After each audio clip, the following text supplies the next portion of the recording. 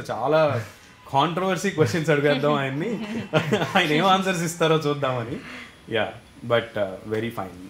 And Bhramaramba గారు, so Bhramarambika అమ్మవారి పేరు.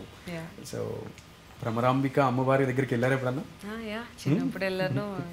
నేను ఈ కొంచెం హడావుడంతా తగ్గాక మళ్ళీ వెళ్ళాలి శ్రీశైలం అని అనుకుంటున్నాను కూడా. సూపర్. ఎంత సక్సెస్ అయిన తర్వాత ఖచ్చితంగా విజిట్ చేయాలి.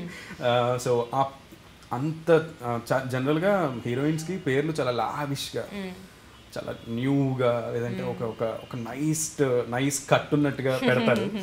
సో అలా మీకు ఏమైనా సజెషన్స్ వచ్చాయి? ఇదివరకు వచ్చాయి అండ్ మార్చేసేవాళ్ళు కూడా. సో మీకు అలా ఏమన్నా సజెషన్స్ వచ్చాయి? లేదు, యాక్చువల్ నా పేరే చాలా యూనిక్ గా ఉంది. దీన్ని మార్చి మళ్ళీ ఇంకెవరు సజెస్ట్ చేయలేదు, చేసినా కూడా నేను తీసుకోను.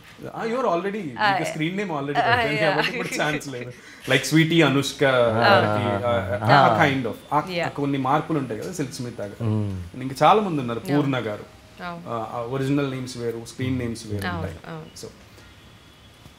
సో స్టాండప్ కమీడియన్, సో అది వేరు కంప్లీట్. లైవ్గా మీరు జనాలు నవ్వించాల్సి ఉంటుంది. నవ్వితే నవ్వుతారు, నవ్వకపోతే బాటిల్ విసురుతారు, అది వేరే విషయం. సో మనం ఫేస్ చేయాలి.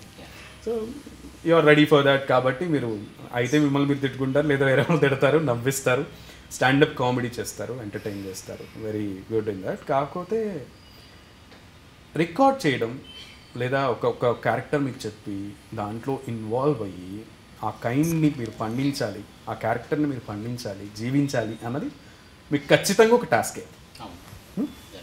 రైట్? సో ఆ టాస్క్ని ఎలా పండించారు?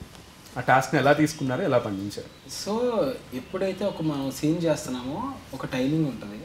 తర్వాత ఆయన ఏం చెప్తున్నాడు అనేది వినాలి, దానికి మనం ఒక డైలాగ్ వేయాలి. సో ఒక లైట్ మ్యాన్ ఉంటాడు, ఒక కెమెరా ఉంటుంది, ఒక డైరెక్టర్ ఉంటుంది, ఒక కమాండ్ ఉంటుంది. ఇన్ని మనం తీసుకొని దాన్ని ఏమంటారంటే ఒక క్యూములేటివ్ అవుట్కమ్ ఇవ్వగలగాలి.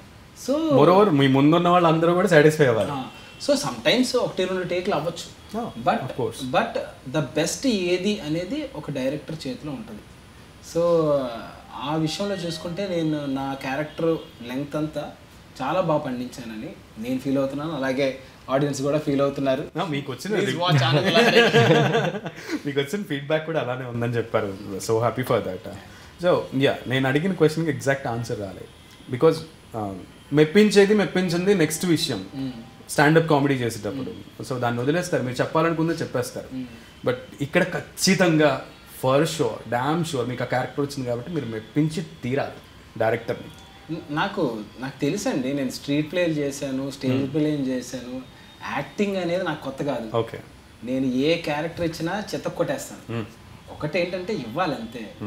ఆ అవకాశం ఇచ్చినందుకు డైరెక్టర్కి, ఎస్పీ ప్రొడక్షన్స్కి నేను చాలా ఐ షుడ్ సే ఎన్నో థ్యాంక్స్ చెప్పిన. ఎందుకంటే నేను అనలా ఆడిషన్కి సార్ ప్లీజ్ సార్ అని అనలా.